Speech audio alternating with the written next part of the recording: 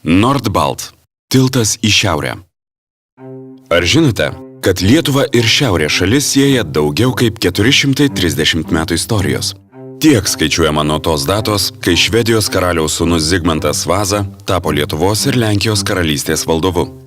Deja, istorijos vingiai ir Baltijos jūra atskyrė Lietuvą nuo Šiaurės Europos.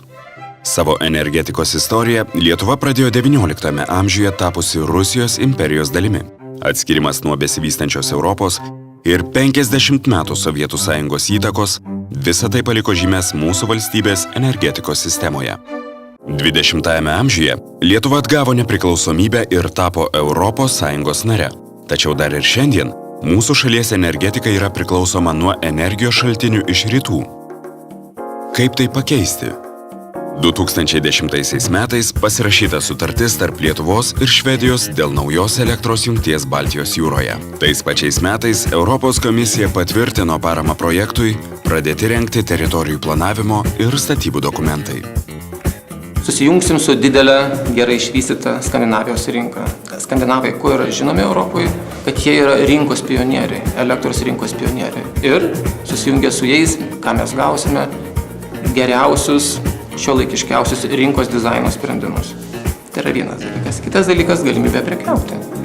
Tuo labiau, kad istoriškai Skandinavija yra žemų kainų zona, kas mum, importuojančiai šaliai, labai gerai. Tarpsisteminė elektros jungtis Nordbalt sujungs Lietuvos ir Švedijos energetikos sistemas. Prijungimo vietos – Klaipėda ir Nybro. Numatomos jungties ilgis – 450 km. Galia – 700 MW.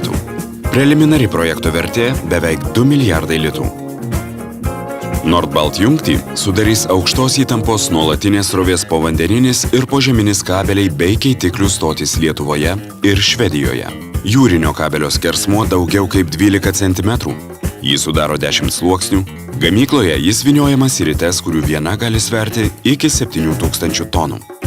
Kabelį Baltijos jūros dugnu tarp Lietuvos ir Švedijos ties 2 modernus jūriniams darbams skirti laivai.